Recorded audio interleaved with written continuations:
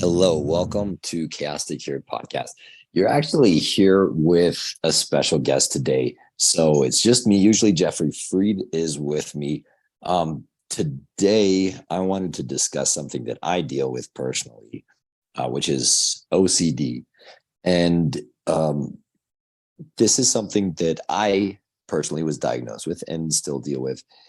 It stands for obsessive compulsive, and then the D word, which I just do not like, disorder. So obsessive compulsive disorder. So OCD is something that a lot of people hear about, talk about, even joke about. And I want to talk about some of the misperceptions. And so my guest that I have with me is my mom. And the reason why I have her is she and I both suffer from some of the same anxiety issues. And she can kind of give some great examples about what it was like to raise a child who dealt with it. So I'm going to ask you right away. So, Jean, tell me a little bit about what it was like trying to raise me. From the people listening know I had bipolar and some other things as well. So if you can pinpoint some of the things that you see now and you can recognize as being part of my OCD or anxiety. I wish we had known the information that we have now. Life would have been completely different because there would have been understanding. I see now that if we don't fold the dishcloth just right, it bugs me, but it also bothers you. Yeah. Or if the timer is off and we don't do dinner quite right. And it's little things like that. It's very important to us and certainly to me. And then my husband and my daughter just blissfully keep going and could care less. So it's very interesting to see how they feel and how Kirk and I both feel. And I do not believe that, and you can contradict this, Kirk. I don't think that I have OCD to the point that you do. I would agree.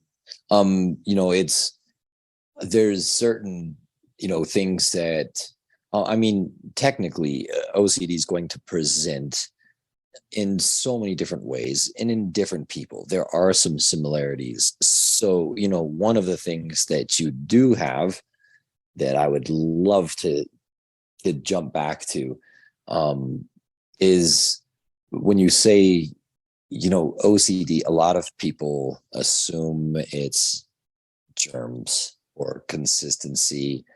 There's a lot of things that people don't talk about. And so I'll actually throw this back at you. And of course, I'm not licensed to practice medicine or diagnose. So this is kind of more playful. But if I threw this question back at you, and one of the more common things with OCD, and I definitely have this, is the inability to relax. I can't stop working. So if I'm on vacation, I have to work. If I try to say go to a friend's house, if everybody's sitting down relaxing, I almost feel a need to go clean something, walk over, wash dishes, just do something. That inability to stop and just let things be is very common with OCD. That's something that I struggle with. Now, if that were the only defining feature, would you say that you'd probably have it? Oh, without a doubt. If we go over to our friends for Thanksgiving dinner, I would much rather be cleaning up dishes after the meal is done than sitting there chatting. Is it now the main thing, and we want to make sure that we tell everybody as we go over this, you want to speak to your healthcare and mental health care professionals so that they can determine what you are dealing with, because OCD oftentimes can look like generalized anxiety or social anxiety. And oftentimes like the explosions that come out with, well, you know what, actually, let's jump back to something earlier that you said. At the beginning, you said you wish you would have known earlier because there would have been more understanding. When you said that, I instantaneously thought back to all the explosions that we've had and how we actually deal with our younger ones in our family now. So can you talk about what you meant by there'd be more understanding? I think instead of being impatient when, well, like with one of our little ones, if she wants, she must absolutely do 3 or 4 things before she goes to bed, positively, and she cannot miss them. And you were much that way. And I'm going, oh, come on, you're just fine. And now I look at it and I'm going, okay, let's get it done. Can we do it in a more streamlined fashion? But I understand it needs to be done for you to relax and go to bed. That's for anybody listening that is dealing with a child that has OCD. Patience is absolutely paramount, and that was a perfect description. So oftentimes with OCD, people get into patterned type behavior. For me, it's always based around, I like to have something that is consistent. Well, I don't like it. I just don't function well when there isn't consistency. It is much harder for me. So routines oftentimes are missed. A perfect example is Howard Stern. He was diagnosed with OCD, and he was very forthcoming with it. I didn't know about it until he was on a show, I believe it was with David Letterman. And he was talking about how he would have to go across and he would touch each record as he went through his house. And the things that he did, he never thought were abnormal or odd. What I found interesting about that comment, and the reason I bring it up, is that a lot of times when somebody has, say, a pattern or a routine that they need to do, you just brought up a great one. So child needs to get to bed. They need to line up all their stuffed animals in a specific way, or they need to listen to a certain music or have something set up. When that gets interrupted, it leads to frustration, anger, a lot of times explosions as well. And then once the routine is fully broken, it's hard to recover from. And it's almost impossible. It truly becomes a disaster. There's when you look at that, the reason that's such a great explanation, or I guess example, is that if you look at those two different things, so one, you have Howard Stern walking by and touching all of his records, doesn't hurt anybody, doesn't mess with his day, doesn't throw him off. Then you have a child who needs to go to bed, or maybe a child who has to eat a certain food each day, and you send them to school, and it's when it starts affecting your life and you're not able to function that it becomes typically diagnosed. But a lot of these things, like you said, catching things early, absolutely vital. For anybody that's listening, if you're looking back, and this would be interesting from my perspective too. What were some things that might have pointed you towards, seeking help for, and let's make this a little more simplistic since neither one of us are licensed to do this, but can we talk just about some of the anxiety or maybe some of the pattern behaviors you see that would fit the OCD diagnosis that might help parents kind of just register, again, not that their child has something, we're not trying to diagnose, but maybe that would help them see something that they can go talk with their doctor about. Well, I think it's a pretty decent example. You loved Legos, and you had, I think it was the pirate ship. It was like 5,000 pieces, and you would not go to bed until it was put together. And that was the way it was going to be. You could not stop it. And the inability to stop. That's a good one. It just, and I mean, it was, I would guess, I think you correct me, because you know that historically Leonardo da Vinci was that way. I think his mother slid food under the door because once he was working, he refused until it was finished, or he felt like it was finished. He refused to leave. I remember hearing this story. I'm trying to remember if that was Leonardo da Vinci.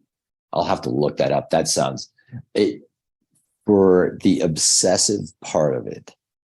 That is a perfect example. So, and the reason that this is so important to talk to a healthcare provider and get the correct diagnosis is because this is not just found in only people with OCD. You do see it in things with ADHD. You do see it in people with just overall anxiety, even some autistic little ones that I work with. Once they get started on something, pulling them away from it is like torture. So I want to make sure that I talk about what that part was for me, because you mentioned something that is nice for parents to know.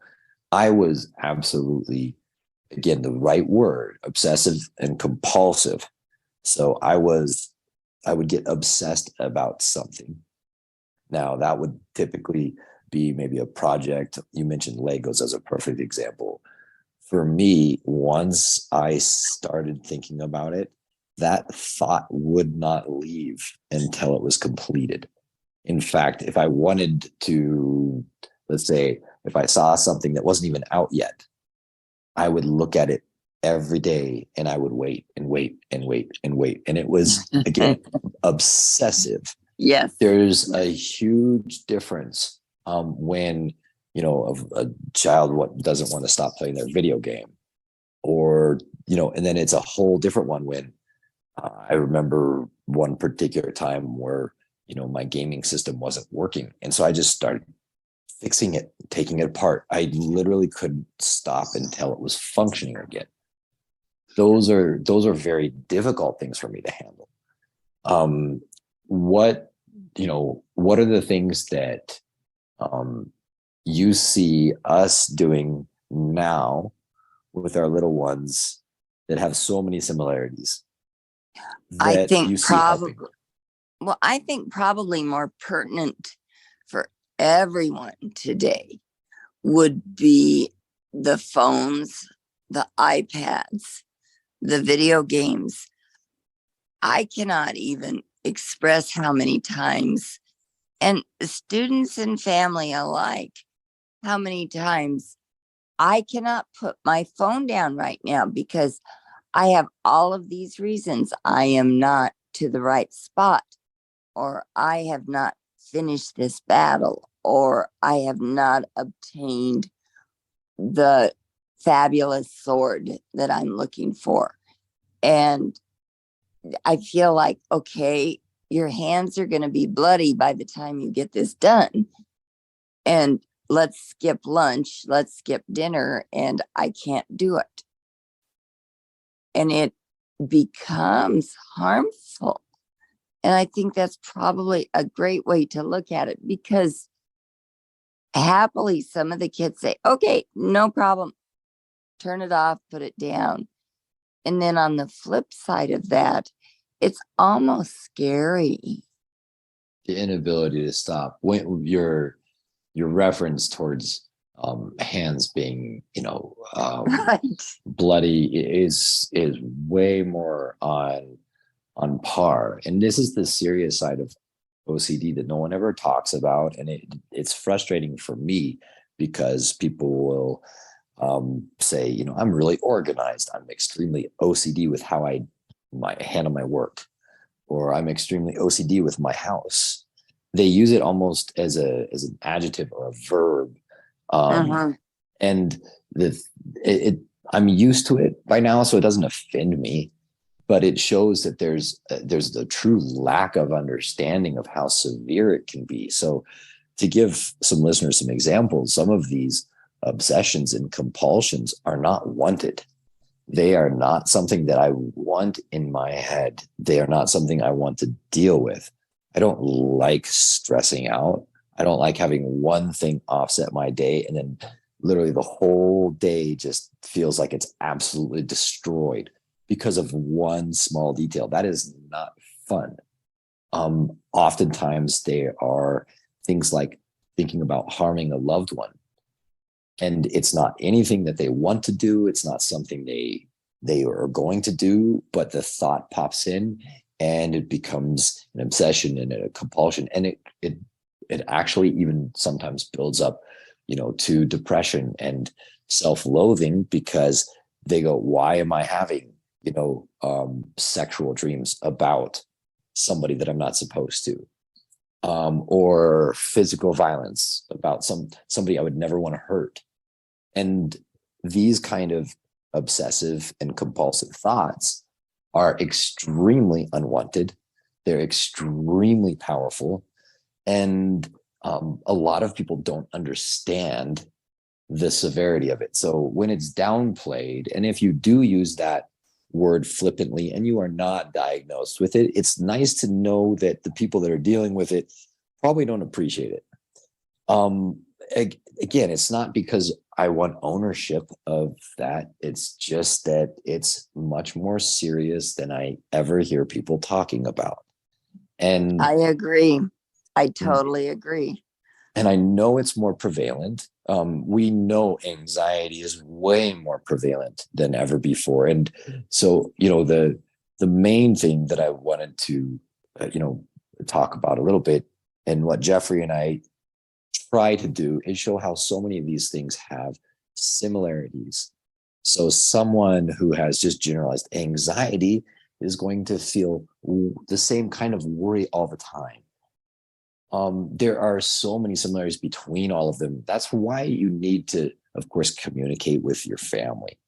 Be patient with yourself. And, some of the things that have helped me, that I'm trying to think of a list of some things that have helped me. One, trying to be more graceful with myself. So if I do miss something or I get off on my schedule, I try very hard to reset myself. So if in the past I would say, oh, the day is ruined. Now my approach is, okay, I can turn this day around. I can turn this day around. And I keep focusing on that. That is super helpful for me. Breaking patterns when it's possible. It is not easy for me to break patterns. And when I am able to, if I can stay consistent with that, that is very helpful. If you have a child or a sibling or a loved one with OCD and they are trying to change their pattern, you're going to notice some grumpiness because it's very difficult to change those and it's traumatic. So, I think a lot of times, if you can change the scenery, if you can do something unexpected, let's go out and I bet you're hungry. Let's get a hot dog. Get in the car, get out of here and change the scenery. Or if something's not going right at the swimming pool, you know what? I bet you're tired. Let's go shower and let's figure out what we want to do for the rest of the day. And I've noticed that sometimes if we can change things up, even teaching piano, we see frustration. And I don't think we see it quite as often because we only have our kids for 30 minutes to an hour. But a lot of times there's that huge frustration. And I'll just say, I absolutely hate this song. I think we should try a different one. And you can see the relief in their face because suddenly they've gotten permission that I don't have to do this. With the permission to be upset is probably the most vital part. So there's a few things you mentioned that I want to just bring up. One, being aware. So when you see your child is distressed and you cannot for the life of you figure out why, be gentle, speak to them, ask them why they are upset, and then listen with an open mind. The biggest problem I see is I often run into parents that say, listen, this is what my child was diagnosed with by his psychiatrist, and this is what happens. And oftentimes my advice is to okay, so just what you just said. The parents, not all the time, but quite often, that are neurotypical and they don't understand what their child is going through, they get very upset, not at me, not at the child, well, maybe more at the child, but they get frustrated at the situation because they say, this doesn't happen in real life. In real life, you're going to have to deal with this boss. In real life, you're going to have to do your homework. In real life, you're going to have patterns that are broken. So there is that argument that, yeah, life is going to throw you a whole bunch of curveballs. And yes, I agree with that statement. My issue is that if we study the brain and we see how our brain develops and how we can shape it, we can train our mind through neuroplasticity. So if you're young and you deal with whatever mental health crisis that you're dealing with, and you do it appropriately, you give yourself tools and you empower yourself. If you say, listen, my child is, 11 and it's about time he learned what real life is like, what you're doing is you're bombarding the individual, this little child that honestly needs some guidance. They need to figure out how they're going to work in a world that doesn't understand them. And so I get very frustrated when I see, parents or teachers or people in a position of authority come down hard on some of these individuals because they say, this is what life is like. And when you're young, when you're little, that the incorrect advice, the incorrect push, one that is unnecessary and also not necessarily even efficient or effective, those can cause a lifetime of damage. If you're gentle, if you are more patient in 6th grade, 7th grade, 8th grade, it's not the end of the world if they, had to get something done, got totally off track, forgot to turn in a homework assignment. And part of that is, and I would like to throw this out there, most people with OCD also have anxiety issues. So when they mess up, they already punish themselves.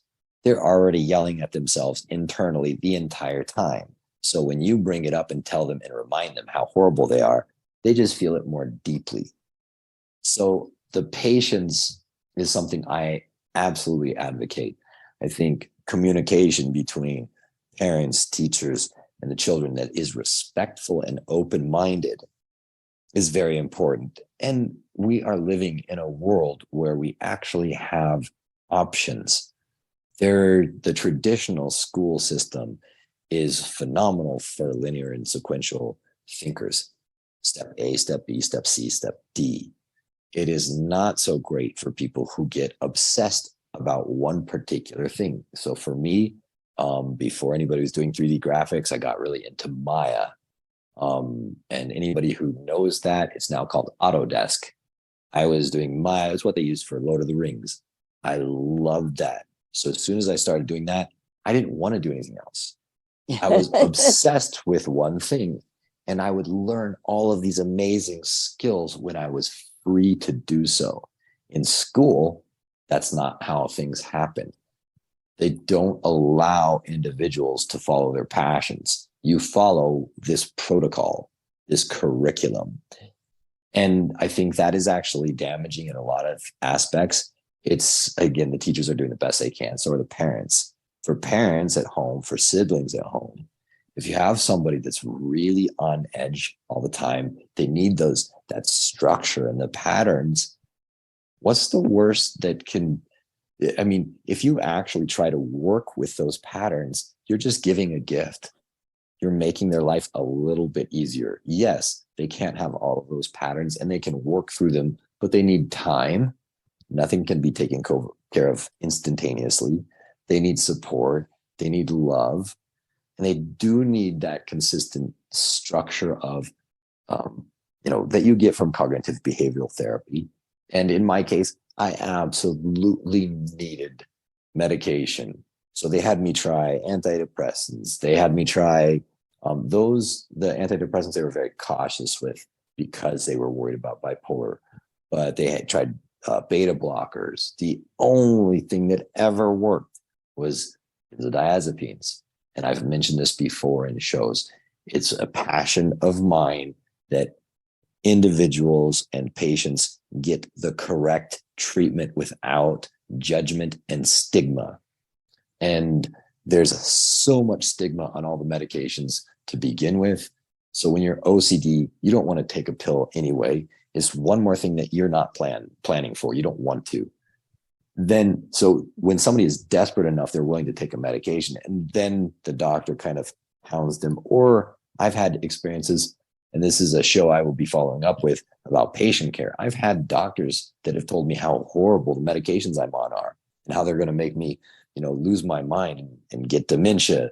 And I stay well researched. And so my very first question to them was, is there any direct proof? Is there causation and correlation for benzodiazepines and stress, or benzodiazepines and dementia? No, there is none.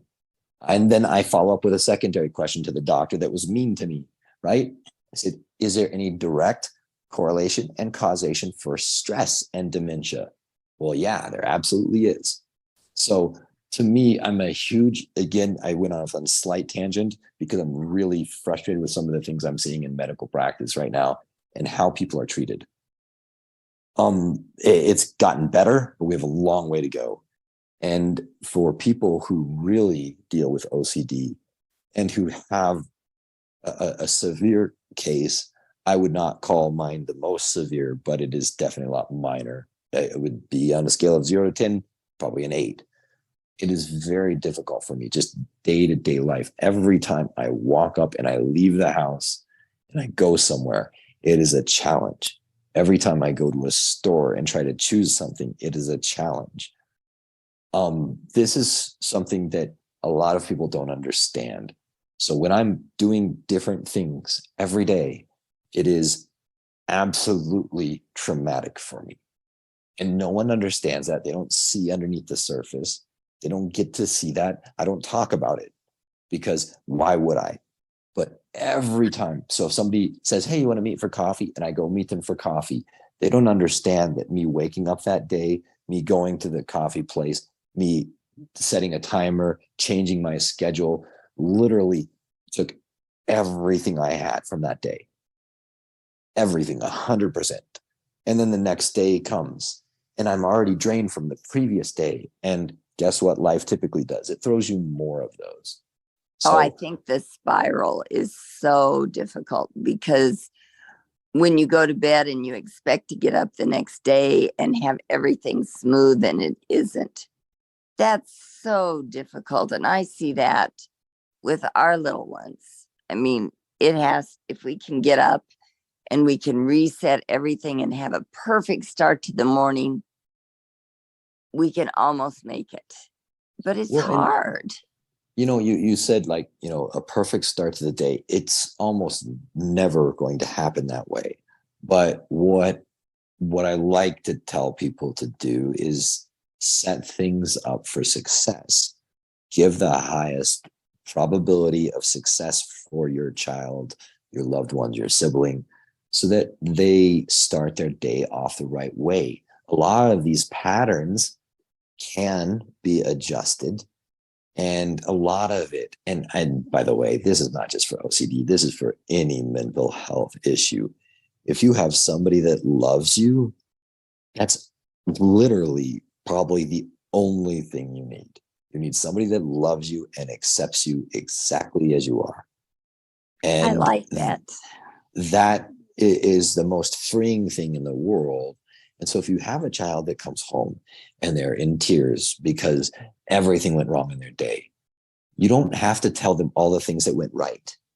What you can do is just listen and then simply offer, can I help? What can I do? Empathy is something, and empathy and compassion are two of the most powerful tools any parent or sibling or loved one can use. You don't have to give advice. You don't have to relate to them. You don't have to say, I understand, especially if you don't. The key thing is saying, I am here for you. You are just perfect as you are.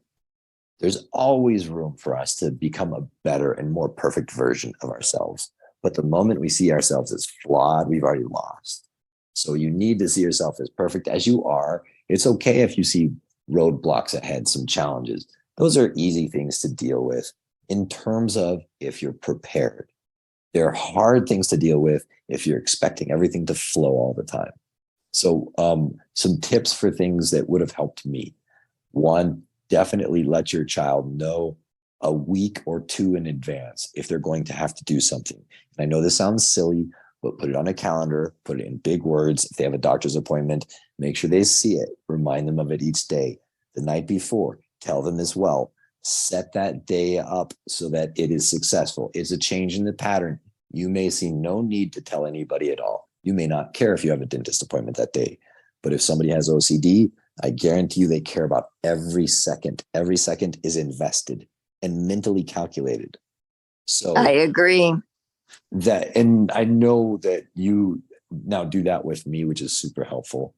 For vacations, or if you're going away to someplace, or you're taking somebody to a Christmas party, let them know it's okay if you're feeling overwhelmed. Come just tap me on the shoulder and we'll go step outside where there's no one around. We can breathe.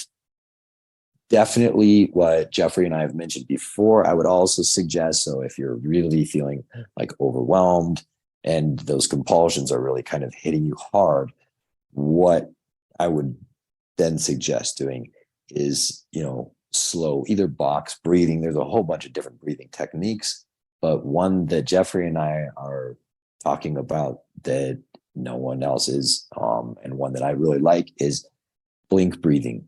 So you're going to actually blink each second as you breathe inwards, and then same thing with the exhalation. So if you're doing like an 8 second or 4 seconds in and 8 seconds out, which is very common, for those 8 seconds that you're breathing in, you're going to blink 8 times and then, or 4 times. And then as you breathe out for 8, you'll do it for 8. I would be remiss if I left out, Jeffrey always tells people to also look up. If you look up, it seems to help alleviate stress, and which is interesting. A lot of it is what you'd mentioned before, trying to distract from the instant pain and suffering that they're feeling, and then redirect towards something that's healthier and happier. At least telling them you're there to help them through it is probably going to be the biggest thing. So, I mean, I know there's a lot more to unpack about obsessive compulsive disorder. This is a very important subject to me, because it is so misunderstood and it is such a struggle to have at times. So they do come with a whole subset of wonderful gifts, pattern recognition. And we've talked about this in other things. All the neurodiverse individuals have some wonderful skill sets. If you can tap into those individuals before they go off to college, they have a shot of being able to deal with a system that does not take them into account. So for everyone listening right now, schools in college and in high school do not take into account ADHD, bipolar, OCD. If you are completely neurodiverse and you think way differently, you're still going to have to follow the same steps as everyone else. So start helping them by, being gentle, patient, and giving them tools early on so that they can function in a world that really isn't built for them. I still struggle to this day. I have built a lot of different tools and there's so many of them. So, please seek some help. And also don't feel that any diagnosis is a death sentence. It's just information to empower you to heal. Do you have anything that you'd like to add for this one? I would say that was beautifully stated. I would not add a thing. I am honored to be with you. Thank you for your time and for including me. Well, thank you for hopping on. And I know this is not an easy thing for you to have to talk about some of the things you went through with me.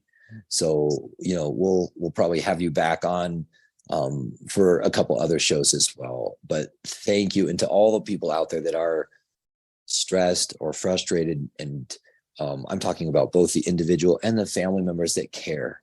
Just be gentle, love each other, and understand things will work out. But the only way you work things out is as a team together and with honestly humility, grace, and empathy and compassion.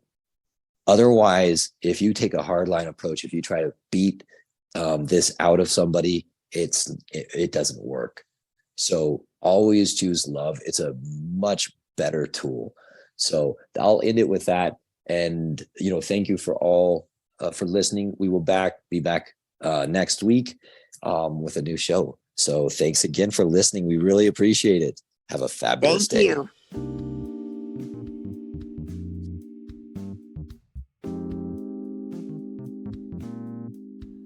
Thank you so much for listening to Chaos2Cured Podcast. If you enjoyed the show, please share it with everyone you know. And definitely like, follow, and subscribe. Certainly leave a comment if you'd like. Let us know what you'd like us to talk about the next time. Also, in our show notes, there should be direct links where you can follow us on our social media, as well as reach out to us directly. Thanks again, and have a great day.